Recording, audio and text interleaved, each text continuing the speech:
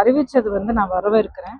ஏன்னா இப்போதான் ஒரு ஃபுல் கிளாரிட்டியோட எல்லாராலையும் செயல்பட முடியும். நீங்க 3 முனை போட்டி, 4 முனை போட்டி இது எல்லாமே வந்து அடுத்த 2, 3 நாள்ல தெளிவாயிரும். ஆனா என்னைக்குமே போட்டி இருக்கிறது அதிமுகவுக்கும் திமுகவுக்கும் மட்டும்தான். இப்போ புதுசா வந்தவங்க, நடுவுல வந்தவங்க மேபி மிஞ்சி போன ஒரு டிஸ்டர்பன்ஸ் மாதிரி உருவாக்கலாம் தவிர, பட் அது வந்து கொஞ்சம் பெருசா இருக்கலாம், கொஞ்சம் சிறுசா இருக்கலாம். அது வந்து நம்ம களத்துக்கு வந்த பிறகு ஒரு தேர்தல் சந்திச்ச பிறகுதான் என்னன்னு நம்மளால. ஆனா 54 வருஷமாக களத்துல ப்ரூவ் பண்ணிக்கிட்ட கட்சி வந்து அதிமுக. அதிமுக தலைமையிலிருந்து கடைசி தொண்டன் வரைக்கும் இந்த தேர்தல்ல உயிரை கொடுத்து வேலை பண்ணுவாங்க அப்படிங்கிறது ஒரு சொல்லுங்க. இல்லைங்க, நீங்க சொல்றது இந்த லிஸ்ட் எல்லாம் ஓகே. கடைசியா 5000 ரூபாய் கொடுத்தாங்க. கடைசி அப்படிங்கறது சொன்னீங்க இல்லைங்களா, அதுதான் முக்கியம். கடைசியில தான் கொடுத்தாங்க. 5 வருஷத்துடைய ஆட்சி காலத்துடைய கடைசியில கொடுத்தாங்க. மீதி ஒரு ஒரு 4 வருஷம் 10 மாசம் என்னாச்சு? அப்போ மக்களா தெரியலையா? இப்போ வந்து இப்போ கூட மக்களா தெரியல ஸ்டாலின் அவர்களுக்கு. இப்போ மக்கள் எல்லாருமே வாக்கு வங்கியா மட்டும்தான் தெரியுறாங்க. அதனாலதான் இந்த கடைசி 3 மாசம் 4 மாசங்கள்ல திடீர்னு எல்லா திட்டங்களும் நினைவுக்கு வருது. இப்ப நீங்க மாணவர்களுக்கு கொடுத்த இந்த மடிக்கணினி திட்டம் அம்மா வந்து பள்ளிக்கூட மாணவர்களுக்கு கொடுத்தாங்க. ஏன்னா உண்மையிலே அவங்க இந்த கருவியை வச்சு நல்லபடியா படிச்சு எல்லாருக்கும் இந்த பிரைவேட் ஸ்கூல்ஸ்ல படிக்கிற குழந்தைங்களுக்கு சமமா அவங்க வந்து படிச்சு வரணும் அப்படிங்கிற ஒரு எண்ணத்தோட அவங்க ஸ்கூல்ல படிக்கிற பசங்களுக்கு கொடுத்தாங்க. இவங்க திமுக ஸ்டாலின் அவர்கள் வந்து எந்த மாணவர்கள் டிகிரி படிக்கிற, அதுவும் ஃபைனல் இயர்ல இருக்கிற டிகிரி படிக்கிற மாணவர்கள் கொடுக்குறாங்க. ஏன்?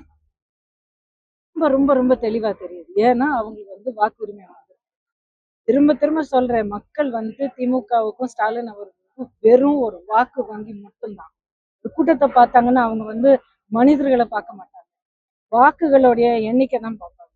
இப்படிப்பட்ட ஒரு மோசமான ஒரு மனிதனுக்கே எதிர்த்த ஒரு ஒரு ஆட்சியும் ஒரு கட்சியும் ஒரு தலைவர்களும் கண்டிப்பாக தமிழ்நாட்டிலிருந்து அகற்றப்பட வேண்டும். மக்கள் இந்த தேர்தலில் அந்த முடிவு எடுப்பாங்க அப்படிங்கிறது நான் முழு மனதோட நம்புறேன். மக்கள் வந்து எந்த அளவுக்கு நீங்க ஏமாத்தலாம் அப்படிங்கிறதுக்கு ஒரு எல்லை இருக்கு இல்லைங்களா? இப்போ 4.5 வருஷம் வந்து எப்படி போராடி இருக்காங்க. சென்னையில தூய்மை பணியாளர்கள் பெண்கள் வந்து அவங்க எத்தனை மாசமா அவங்க பேச்சு யாராவது கேட்டாங்களா? இதே முதலமைச்சர் வந்து என்னோட மக்களுக்காக இதெல்லாம் செய்யறேன்னு சொன்னாங்க. ஒரு தடவை கூட இறங்கி வந்து பேசினாரா? அவருடைய அந்த மாளிகையில இருந்து இறங்கி வந்து அவங்க நின்றுட்டு இருக்கிற அந்த மண்ணுலயும் தூசிலையும் அந்த ஆறனுடைய சாக்கடையிலயும் வந்து நின்று கேட்டாரா? அம்மா என்னம்மா பிரச்சனை, என்னால என்ன பண்ண முடியும், பிரச்சனை என்னன்னு அவருக்கு தெரியும்.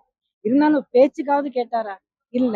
அவங்கள வந்து காவல்துறையை ஏவி விட்டு எப்படி எவ்வளவு மோசமா அவங்கள நடத்தினாங்க அப்படிங்கிறது உலகமே பார்த்து. செவிலியார்களுடைய போராட்டம், அங்கன்வாடி ஒர்க்கர்ஸோடைய போராட்டம், ஆசிரியர்களுடைய போராட்டம், எத்தனை போராட்டங்கள், அரசு பணியாளர்களுடைய போராட்டம். இது வந்து ஒரு எல்லையே இல்லை. இவங்க எல்லாம் தான் ஒரு பெரிய அளவுக்கு போன தேர்தல்ல அவங்களுடைய வாக்குறுதிகளை நம்பி அவங்களுக்கு வாக்கு போட்டாங்க, தேர்ந்தெடுத்தாங்க. மக்களை வந்து நான் குறை சொல்லலை. எப்பவுமே மக்களுக்கு ஒரு நல்ல வார்த்தை யாராவது வந்து நம்புற மாதிரி கொஞ்சம் நல்லபடியா சொன்னாங்கன்னா நம்பணும் தான் தோணும். மக்களுக்கு அது ஒரு சகஜமானதுதான். ஆனா நம்புனதுக்கு இவ்வளவு மோசமான ஒரு ஏமாற்றம் கிடைக்கும் அப்படிங்கிறது யாராலையும் ஊழிச்சு பார்த்திருக்க முடியாது.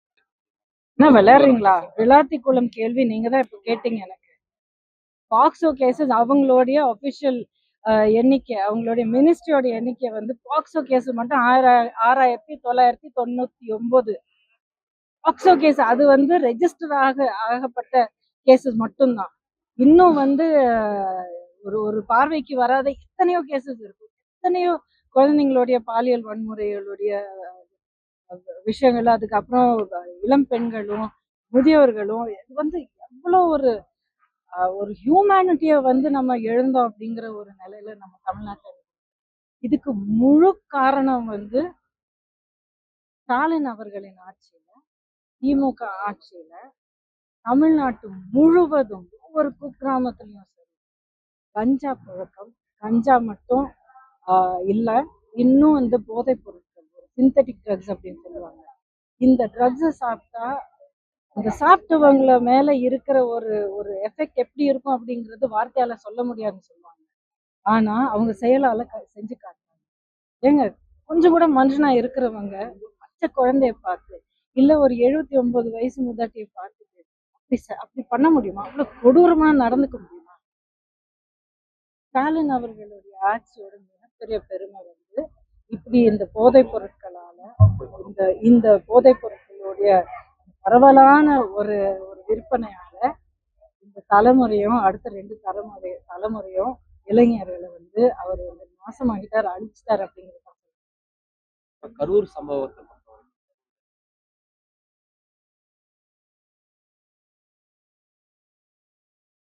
பள்ளி மாணவி இறந்தப்போ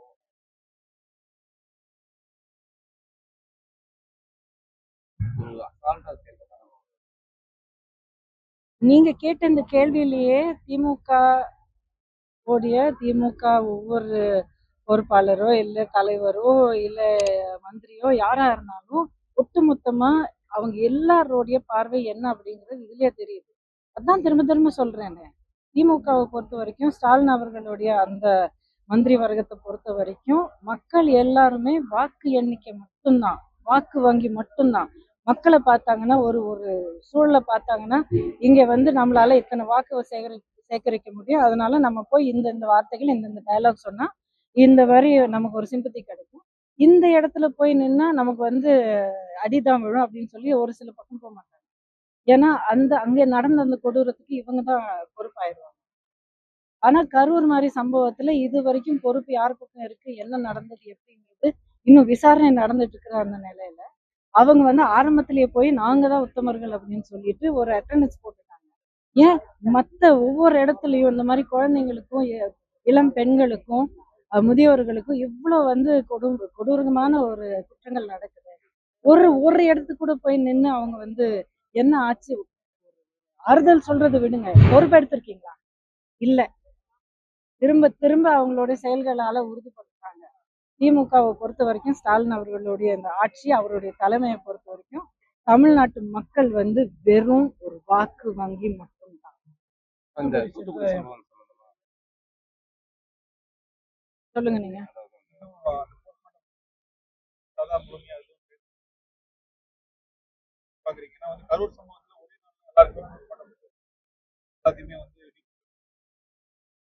கரூர் சம்பவத்துல போஸ்ட்மார்ட்டம் ரிப்போர்ட் நைட்டுக்கு நைட்டா பண்ணி கொடுத்துட்டாங்க. இப்போ விளாத்திக்குளம் சம்பவத்துல கனிமொழி அவர்கள் வந்து எனக்கு போஸ்ட்மார்ட்டம் ரிப்போர்ட் வராதனால எனக்கு என்ன நடந்துன்னு தெரியல, என்னால எதுவும் சொல்ல முடியாது, வந்த பிறகுதான் சொல்ல முடியும் அப்படின்னு சொல்றது விதமான ஒரு மனிதமற்ற ஒரு, அதாவது நீங்க ஒரு அரசியல்வாதி, மக்களை பாதுகாப்பு அப்படிங்கிற ஒரு உறுதி கொடுத்து நீங்க அவங்களுடைய வாக்கு நீங்க வந்து பெற்றிருக்கீங்க, அவங்கள நம்ப வச்சு அவங்களுடைய வாக்கு பெற்று நீங்க ஒரு ஒரு வாய்ப்பேச்சுக்காவது நீங்க போய் உங்களால நின்று அங்க ஆறுதல் சொல்லி ஒரு ஒரு ஒரு அளவு கூட பொறுப்பு எடுக்க முடியலன்னா நீங்க எல்லாம் இப்ப உங்களை வந்து எப்படி நீங்க தலைவர்களா?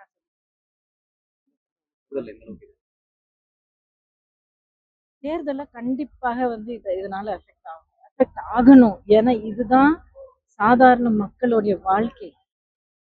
அங்கே ஒரு ஊர்ல நடந்தது எங்க ஊர்ல நடக்காதப்பா அப்படின்னு சொல்லிக்கிறதுக்கு இப்போ வந்து எந்த மக்களாலையும் முடியாது. எல்லா இடத்துலயும் நடந்துட்டு இருக்கு இந்த மாதிரி கொடூரமான குற்றங்கள் வந்து எல்லா ஊர்லயும் நடந்துட்டு இருக்கு, ஒவ்வொரு குக்கிராமத்திலயும் நடந்துட்டு இருக்கு. அப்புறம் தம் வீட்டுல இருக்கிற இளைஞர்களை இந்த போதை பழக்கத்துக்கு இழந்த குடும்பங்கள் வந்து எண்ணிக்கை ஏராளம்.